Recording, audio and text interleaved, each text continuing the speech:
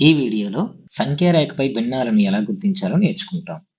దీనినే ఇంగ్లీష్లో fractions on a number line అని అంటారు.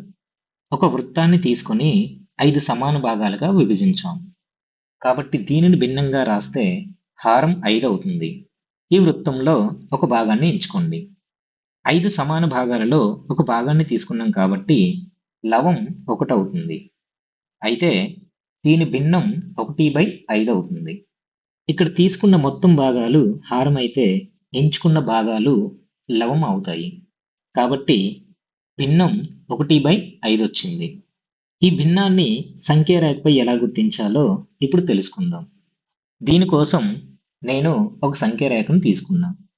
సంఖ్యారేఖపై 0, 1, 2 ఇలా కొన్ని సంఖ్యలను తీసుకున్నాను. మనం తీసుకున్న వృత్తంలో మాదిరిగానే సంఖ్యారేఖపై కూడా 0 నుండి 1 మధ్య భాగాన్ని 5 సమాన భాగాలుగా చేస్తున్నాను.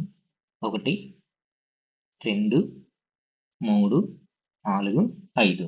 ఇప్పుడు 0 నుండి 1 మధ్య భాగం 5 సమాన భాగాలుగా విభజించబడింది. ఎందుకంటే 1/5 అనే భిన్నం యొక్క విలువ 0 మరియు 1 మధ్యలో ఉంటుంది. ఇప్పుడు చూడండి, ఈ బిందువు ఎంత అవుతుంది? ఇది 0కు దగ్గరలో ఉంది మరియు 0 నుండి 1 మధ్య దూరాన్ని 5 సమాన భాగాలు చేశాం. కాబట్టి అందులో ఒక భాగం 1/5 అవుతుంది. 0 నుండి 1 మధ్య ఉన్న 5 భాగాలలో మనం ఒక యూనిట్ భాగాన్ని తీసుకున్నాం. 5 భాగాలు కలిసి 1 అవుతుంది. కాబట్టి ఒక భాగం 1/5 అవుతుంది. మరి మిగతావి ఎంత అవుతాయి చూద్దాం. ఇప్పుడు నేను వృత్తంలో ఇంకో భాగాన్ని కూడా తీసుకున్నా.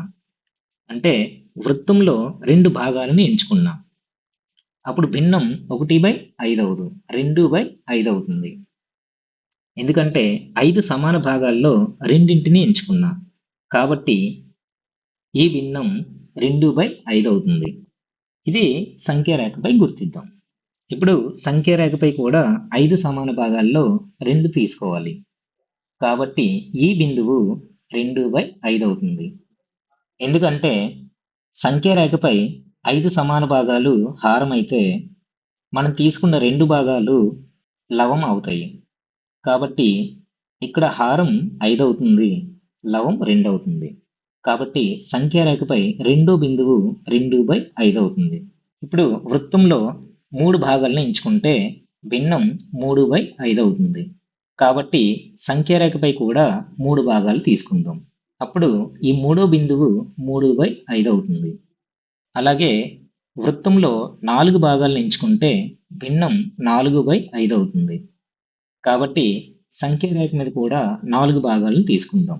అంటే ఈ 4వ బిందువు 4/5 అవుతుంది.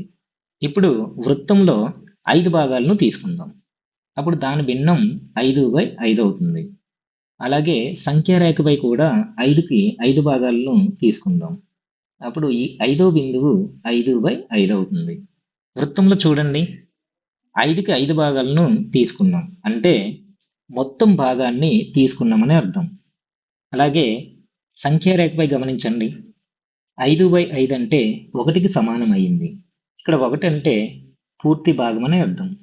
అలాగే 0 నుండి 1 మధ్య గల దూరాన్ని మనం 5 భాగాలు చేసాం మరియు 5కి 5 భాగాలను ఎంచుకున్నాం. కాబట్టి 1 దగ్గర గల బిందువు 5/5 వచ్చింది. ఈ వీడియోలో మనం ఏం నేర్చుకున్నాం?